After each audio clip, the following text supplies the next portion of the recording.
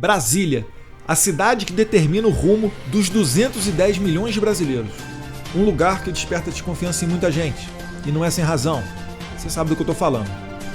Mas nos últimos tempos, o Brasil está começando a mudar. E goste ou não, essa mudança passa por aqui. Em uma era de fake news, onde a credibilidade da grande mídia se destrói a cada dia, o cidadão quer conhecer de perto a verdadeira revolução que vem ocorrendo em nosso país. Políticos, artistas, ativistas, personalidades de diversos setores que impactam a vida do povo brasileiro vão estar aqui. E você vai conhecer a verdade, descobrindo o que o Brasil precisa saber.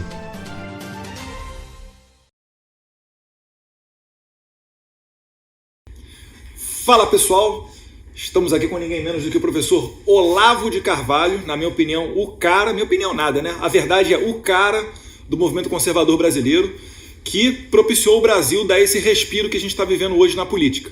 Mas ele é muito mais do que política e já começou aqui mostrando toda a sua estima, mostrando quem é que manda aqui na casa, que é a Roxane, que está do lado dele, né, Roxane? Que é a esposa do Olavo. Professor, obrigado por me receber. Obrigado por ter vindo.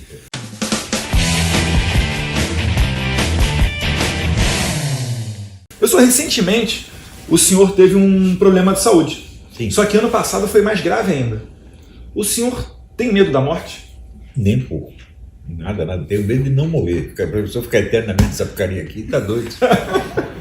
Como é que o senhor acha que o senhor vai ser lembrado depois da sua morte?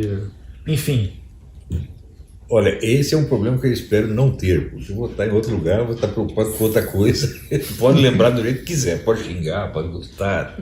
Pode xingar? Tá tudo bem. Então eu já vou aproveitar para o próximo gancho.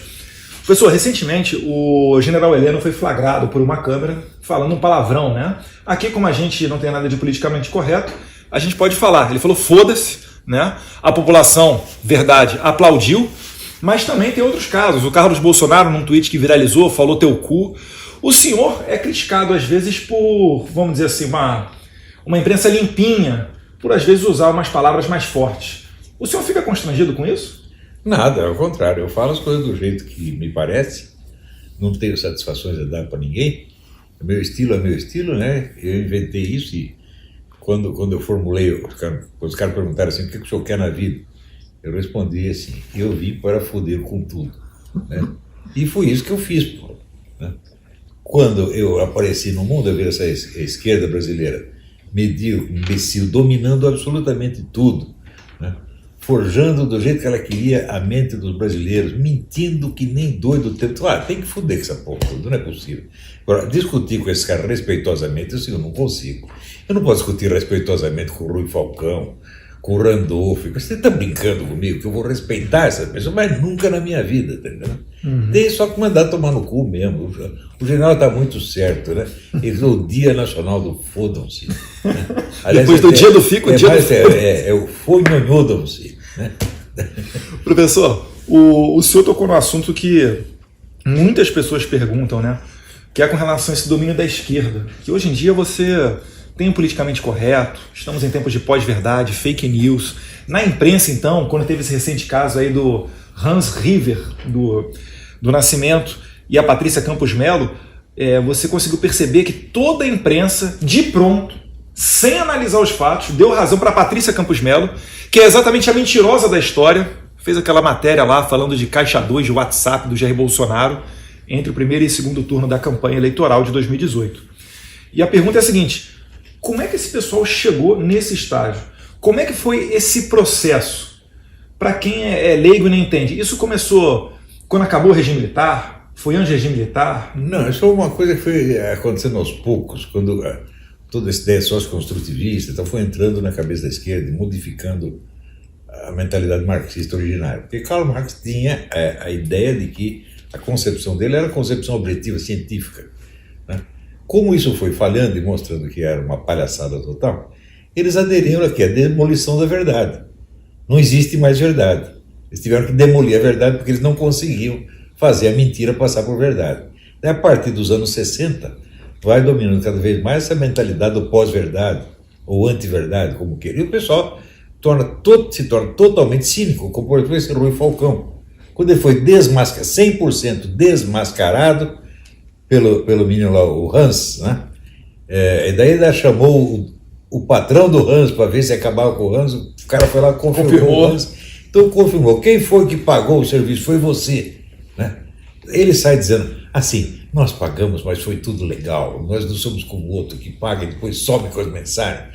Quer dizer, ele transforma a prova da mendacidade dele, ele inverte para tentar fazer conta que o culpado é o outro, contra o qual não há prova nenhuma. Quer dizer, é um cara de um cinismo, mas eu conheço esse sujeito há 70 anos. Né? Ele nunca aprendeu porra nenhuma. O Rui Falcão hoje é a mesma besta quadrada que ele era 70 anos atrás. Entendeu? Eu não o respeito. Ele foi bom, foi amigo meu, mas e daí? Isso não é mérito nenhum ter sido meu amigo. O senhor enxerga um pouco de Antônio Gramsci nesse processo? Um pouquinho. Alguns caras estudaram Antônio Gramsci, por exemplo. O Leandro Conder estudou Antônio Gramsci, o Carlos Nelson Coutinho estudou, 2 ou 3 estudaram, mas o resto apenas pega, como é que se diz, a rebarba da coisa, né? E copia, assim, na base do mecanicismo, são apenas pessoas adestradas, né? Como animais. Repetem sem nem entender o que estão falando. Né? Eu acho interessante esse assunto da educação, porque o Brasil Paralelo está para lançar, né, um documentário falando da educação do Brasil. Eles vão pegar mais ou menos ali o Ministério da Educação quando foi criado no período Vargas e vão trazer essa evolução até os dias de hoje, demonstrando o porquê que o Brasil sempre ocupa as últimas posições, não só na prova do PISA não, mas em vários outros rankings internacionais. O senhor acredita que a questão da educação no Brasil tem uma solução? O que pode ser feito para você conseguir reverter esse estágio? A educação no Brasil foi totalmente instrumentalizada para servir, vamos dizer, de meio, de ferramenta para os objetivos políticos mais imediatos e mais vis, na verdade. Né? É propaganda eleitoral e só. Né? E mudança comportamental induzida na base do engano, do engodo, né? E iludir as pessoas, né? Fazer com que elas se sintam muito inteligentes, porque estão, sei lá, começou a dar o cu, ficou inteligente. Não entendo o que uma coisa pode ter a ver com a outra, né? Então, quer dizer, à medida que o sujeito se entrega para esculhambação, ele acha que ele ficou superior. Ora, a prova do que está acontecendo são os testes internacionais. Você acha que ele está ficando inteligente, mas os testes provam que você ficou muito burro. Você está abaixo de alunos da Zâmbia, da Serra Leoa, do Paraguai, todos dando de 10-0 em você. Agora, se fizer o teste não com os nossos alunos, mas com os ministros da educação e com os professores, vai ser pior ainda. Porque não teve um ano que o Brasil tirou o último lugar e um ministro da educação disse que poderia ter sido pior. Quer dizer, ele inventou um lugar depois do último, é lugar para ele. Os alunos tiram o último e ele tira o lugar abaixo do último. Para mim, todos os ministros da educação dos últimos 50 ou 60 anos, todos deveriam estar na cadeia. Ou no hospício, todos eles. Podia ter uma reunião de ministros da educação. Minha vontade era entrar lá e encher a cara de todos eles de porrada. Falei, você não tem vergonha de dar palpite sobre a educação? Depois disso que você fez, olha a sua obra. Né? É aquele negócio do latino, se monumento require, circunspice. Você quer um monumento para você? Olha em torno, olha o seu monumento aí, olha o que você fez. Tá certo? É só olhar a educação brasileira, o estado da educação brasileira, esse é um monumento dos nossos pretensos educadores. São todos vigaristas do primeiro ao último. Agora, nenhum deles vem discutir comigo, porque sabe que vai sair muito mal, isso que eu vou provar o que eu estou dizendo. Você acha que Goldenberg e o seu Cagades deve ter alguma capacidade de discutir comigo? Você tá besta. Né? Antigamente existia o intelectual na esquerda, até os anos 50, 60 existia. Hoje não tem mais, só tem picareta. Né? Você vai ver esse aí, o Donkey, né? O próprio Cagado. Você vai chamar de intelectual? Você está brincando comigo, pô? Né? É complicado mesmo. É complicado. A última que sobrou, a Marlene Schau ainda era a última, né? Mas ela já está com 153 anos, né? No tempo que o pessoal fica falando Márcia Tiburi, né, filósofa e etc. A gente está ruim de referência. Não, isso é uma vergonha, isso é uma vergonha. Lá no Brasil. Professor, o senhor está morando há um tempo aqui nos Estados Unidos. Há quantos anos o senhor mora aqui? 15 anos. 15 anos. O senhor, que asfaltou, né, praticamente sozinho, se não sozinho, iniciou o movimento conservador brasileiro. O senhor acha que o Brasil tem alguma coisa para aprender com relação ao movimento conservador, com relação aqui aos Estados Unidos? Ou os Estados Unidos com o Brasil? Enfim. Ele tem que aprender, vamos dizer, as limitações da direita internacional. Se você pega, por exemplo, A direita francesa tem contribuições maravilhosas, né? Só que é o seguinte, na direita francesa 80% dos caras são antissemitas. E na direita americana 80% dos caras são judeus. Então não dá para ter um diálogo. Então eles não trocam informações, não ensinam uma coisa ou outra. Fica um falando suas próprias besteiras aqui, o outro a própria besteira lá e não aprende. A gente tem que superar essas coisas que são conflitos de outra época. Você vê, na França, você pensava, tá onde veio esse antissemitismo francês? Eu digo, o antissemitismo francês veio da Primeira Guerra Mundial, onde eles achavam que os judeus eram agentes da Alemanha. Exatamente o contrário do que eles vieram a pensar depois, né? Os judeus eram tidos como espiões alemães. A história daquele major que foi condenado como espião, essa coisa toda, né? Então, essa história que veio da Primeira Guerra Mundial, que já era um mito na época, se impregnou. E hoje, você vê os franceses, caras da direita francesa escrevendo um monte de coisa, assim, como se a direita internacional fosse tudo judeu. Quando você chega aqui nos Estados Unidos, o que é? Como se a esquerda internacional fosse tudo judeu. Chega aqui, é a direita que é judaica. Né? Não só aqui, como em Israel também. Né? Quem que manda em Israel? A direita judaica, meu Deus do céu. Então, em vez de você ter um diálogo, uma compreensão mútua, você tem, por causa de preconceitos de outra época, o diálogo fica bloqueado. Isso aí, nós que somos brasileiros, nós não temos compromisso com uma coisa nem com a outra. Mas, então, nós podemos aprender com todas as direitas do mundo e evitar os erros que elas cometem. Nós estamos, de certo modo, estamos numa posição privilegiada. Perfeito, professor. O senhor no Brasil enxerga alguma maneira de unir determinados grupos? Porque às vezes nós mesmos políticos nós somos criticados, falando, Eduardo, você está dividindo a direita. E eu tento explicar para o pessoal que às vezes, né, essa concepção de direita, ela muda de pessoa para pessoa. A gente está começando tanto, a gente está tão lá embaixo do movimento que a gente não sabe nem quem nós somos. A gente está na fase da identidade ainda. O senhor enxerga que existe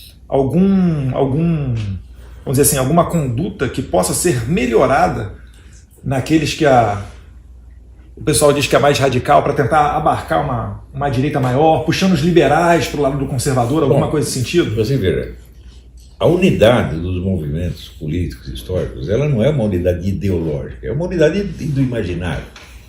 Quer dizer, uma concepção que você tem um conjunto de sentimentos que se expressa através de símbolos. Ora, o pessoal quer ter uma unidade política e ideológica antes de ter a unidade do imaginário. Se você pensar assim, veja, de onde vem a unidade da esquerda brasileira? Vem de obras de ficção que eles estão produzindo desde os anos 30. Jorge Amado, Graciliano Ramos, Elísio Rego, foi assim que criaram a unidade, quer dizer, de um sentimento comum. Desse sentimento comum, depois saem formulações ideológicas. Agora a direita está querendo ter uma formulação ideológica pronta antes de ter sequer a unidade do sentimento. Não é possível. É isso que eu tenho recomendado ao pessoal da direita. Olha, vocês têm que começar, gente, a se escrever romance, escrever peça de teatro. Né? Não vem fazer tratado político que não vai funcionar. Né? Obras de reportagem histórica, bom, é necessário fazer, mas elas não resolvem o problema. O que cria a unidade do movimento político é a imaginação, é o imaginário popular. Então esse é o primeiro passo. Claro. Agora você vê, o pessoal está deixando passar temas literários absolutamente fantásticos. Se você pegar, sei lá, a história do Fernando Collor de Mello, dá uma peça de teatro maravilhosa, a história do Lula, a história da Dilma, mas nem isso eles aproveitam, não é isso? Agora você veja, em 64, quando teve o golpe militar, qual foi a primeira reação da esquerda? Produzir romance atrás de romance, mostrando o sentimento unificado que tinha na esquerda. Você pega o livro do Antônio Calado, Parupo, o livro do Carlos Heitor Conipe, Sacha, Travessia, né? O livro do Leduívo, A Morte do Brasil, e assim por dentro. Até as músicas dos festivais também. Sim, da música também, mas tudo começa na literatura. É a literatura, que é a arte da narrativa, ela é que molda todo o resto. Perfeito. Falando de literatura, o livro mínimo que você precisa saber para não ser um idiota, né, que é uma compilação de artigos do senhor, qual a importância que isso daí teve no movimento conservador, já que ele foi um best-seller, vamos assim dizer, e é um livro de fácil leitura. Não, já vi um best-seller anterior, que é o Imbecil Coletivo. Que foi de 95, 96, uma coisa assim, que já foi um horror na época, porque o pessoal da esquerda não estava acostumado com isso, eles nunca tinham sido criticados na vida. Estavam todos acostumados a ser respeitados, paparicados, de repente chega um sujeito esculhambando. Né? botando desabate e bosta, E né? nesse Que era o tempo- lugar deles. E nesse tempo pós-queda do Muro de 1989, né, o Muro de Berlim, muita gente achou que tinha acabado a Guerra Fria e acabado o comunismo, né? Bom, isso, veja, primeira vez que espalharam o comunismo tinha acabado, sabe quem foi que espalhou? Foi Lenin. Lenin, quando tomou o poder, ele mandou agentes para toda a Europa para convencer os investidores. Não, esse negócio de comunismo é besteira. Esse Lenin nunca foi comunista, ele só finge que é, né? Para pegar dinheiro. E conseguiu enganar um bocado de gente. De tempos em tempos o comunismo acaba, tá Como entendendo? o Charles. Acaba para poder assaltar o governo. Isso está acontecendo há um século, o pessoal não aprendeu ainda.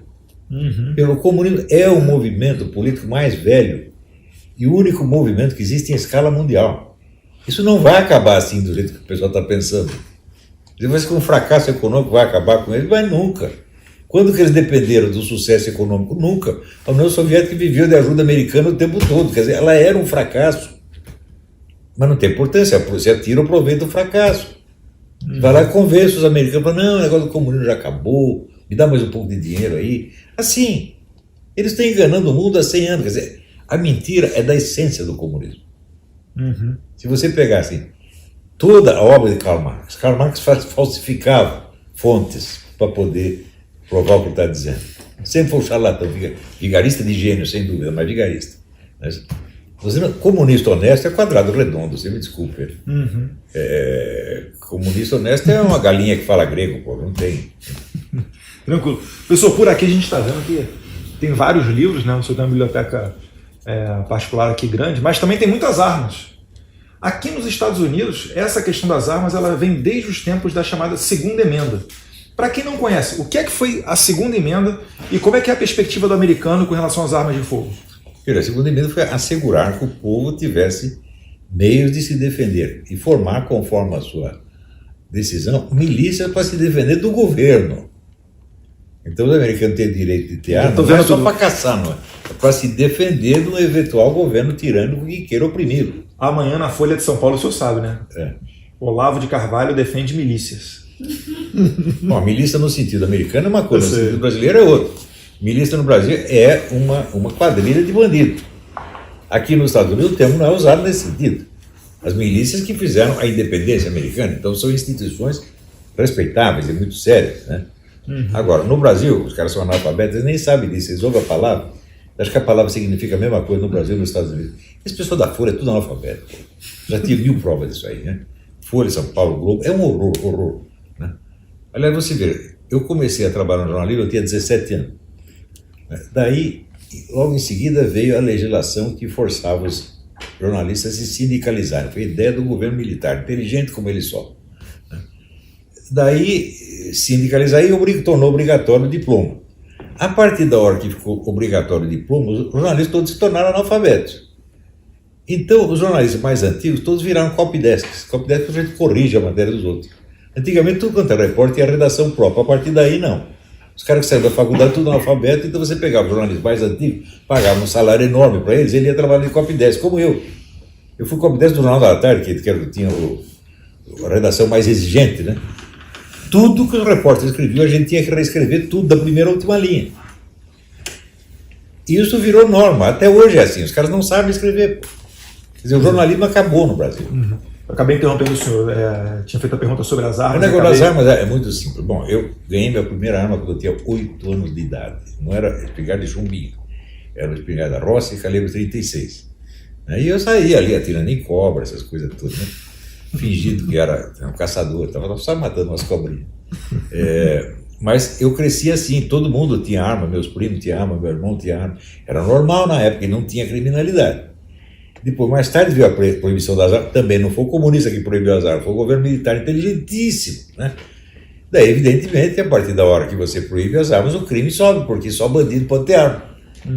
Se só pode haver armas ilegais, quem vai ter arma? Bandido. Precisa ser muito inteligente para perceber um treco desse, né? Se as armas estão liberadas, o cidadão comum pode ter arma, então, evidentemente, a maior parte dos donos de armas serão pessoas honestas. Se você proíbe as armas, a quase totalidade dos proprietários de armas serão bandidos. Um sujeito que sabe somar 2 mais 2 entende esse raciocínio, né? Mas os nossos administradores não entendiam, né? E eu acho engraçado às vezes que no Brasil tem gente que critica aqui os Estados Unidos, fala que, olha, se liberarmos as armas, que parece que vai jogar arma pro alto e quem pegar, pegou. Vai estar cheio de tiroteio aqui nas universidades, nas escolas. A gente vai importar esse problema americano para o Brasil. Aqui tem 6 vezes menos crimes com arma do que no Brasil. Uhum. Aqui você tem 100 milhões de pessoas a mais, você tem 300 milhões de habitantes aqui. Você tem arma, praticamente todo mundo tem, metade da população pelo menos tem arma. Tem estados onde todo mundo tem arma, você vai no Maine, todo mundo tem arma e não tem crime. Não é isso? Agora, no Brasil, não pode ter arma, mas os caras estão matando 70 mil pessoas por ano. Uhum. Será que precisa ser muito inteligente para chegar? E se olhar a história também, quem é que teve... Proibição de armas é genocídio. Esses desarmamentistas são todos genocidas, estão matando gente pra caramba. E gostam disso. Você pensa que o comunista não gosta de matar os outros? Porra. Os comunistas mataram pelo menos 200 milhões de pessoas no século XX, eles adoram isso. Adoram ver sangue, porra. Uhum. E adoram xingar os outros. Também é aquela norma. Como é? Acuse-os do que você faz, xingue-os do que você é. Eles fazem isso o tempo todo. Você vê este merda deste Rui Falcão não tem a coragem de dizer que é o governo Bolsonaro que incentiva a violência, quando ele está puxando o saco da ditadura cubana, vai fazer 50 anos. A ditadura cubana matou 100 mil pessoas, porra. E agora a mais recente é a venezuelana. E ninguém tem a coragem de dizer, não, você é simplesmente um mentiroso, cala a boca, burro. Uhum. Eu posso dizer, eu não tenho compromisso, não sou político, não sou porra nenhuma, não estou pedindo para votar em mim, pode enfiar seu voto no cu. Se o cara lê meu livro, que comprou meu livro, pode odiar, mas desde que compra e lê. Uhum. O pessoal está comprando e talento para mim também.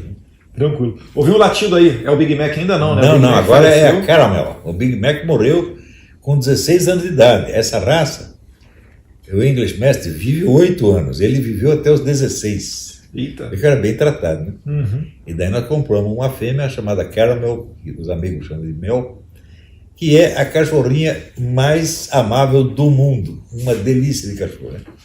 E ela tá aí, já está bem grande. Ela vai ficar maior do que o Big Mac. Uhum. Professor, antes de terminar, a gente sempre dá de presente um livro. Vou dar para o senhor aqui. Maquiavel Pedagogo. Vocês publicaram isso no Brasil? Uhum. Que maravilha, maravilha. Eu que divulguei esse livro no Brasil, daí... Além do mínimo, eu li um outro muito bom, que é o Bando de Idolatria e Democídio. Sim. Acho que, se não um prefácio, tem uma indicação na contracapa do senhor, alguma coisa nesse sentido que eu lembro. E tem alguma outra obra que o senhor indica para o pessoal ler lá no Brasil? Não, eu tenho indicado milhares. Este autor, Pascal Bernardin, ele tem um livro sobre, vamos dizer, o Império Ecológico. Um livro importantíssimo. Mas este aqui é o primeiro de todos. Esse aqui é a leitura obrigatória. Porque isso aqui são as técnicas que são usadas com o nome de educação, mas não são técnicas de educação. São técnicas de engenharia comportamental. E também o pessoal diz, não, doutrinação. Mas doutrinação é conversa. Doutrinação são ideias. O pessoal não usa mais isso. Eles usam moldagem de comportamento. Não passa pelo mundo das ideias. Quer dizer, em vez de você pregar uma determinada coisa, você sugere uma determinada conduta para o sujeito adotar experimentalmente. Ora, hoje está mais que provado que se um sujeito se comporta uma vez contra os seus próprios princípios, em 82% dos casos ele muda de princípios. Você não teve que argumentar, não teve que doutrinar nada. É aquele caso que teve até aquele diretor teatral, Gerald Thomas, achou maravilhoso, o professor na Suécia que chegou para os alunos e disse, esse fim de semana vocês vão fazer um experimento científico, vocês vão fazer sexo oral com o seu vizinho aí e vão engolir. E segunda-feira vocês fazem um relatório científico. 82% achou um negócio maravilhoso. Porque você não vai fazer um treco desse e depois dizer, fui feito de trouxa. Você não vai confessar um treco desse. Tá certo? O professor me enganou, me fez chupar a piroca do vizinho e eu chupei. Eu sou uma besta, ninguém vai confessar. Então, não, foi maravilhoso, foi. Tranquilo. Pessoal, muito obrigado aí pelo tempo do senhor. Obrigado é um prazer. Por nos receber aqui. Volte sempre. E a gente só tem a agradecer que o senhor tenha muitos anos de vida. De apreciação pelo trabalho que você está fazendo, que o seu pai está fazendo. Tem algum conselho para o presidente? Algum conselho ou uma mensagem para o presidente? Não confie em conselheiros positivistas e pragmatistas. Por quê? Pragmatismo é o seguinte, nós não somos ideológicos, então você proíbe o discurso ideológico, mas proíbe só o discurso ideológico da direita. Resultado, só a esquerda tem direito ao discurso ideológico. Então o pragmatista trabalha para a esquerda. É um sem vergonha, filha da puta, traidor. né? Agora, se fazendo de superior. Não, nós não somos ideológicos. Então só o esquerdista pode ser ideológico. Isso me lembra até um pouco uma crítica do senhor sobre a escola sem partido, né? Que o senhor diz que, na verdade, deveria ser a escola de todos os partidos. De todos os partidos, é lógico, você tem que abrir a discussão e não fechar, é coisa... É óbvio, né? Tranquilo. Professor, muito obrigado, muitos anos de vida. Roxane, cuida bem dele, hein? Um abraço aí, pessoal. Fique com Deus.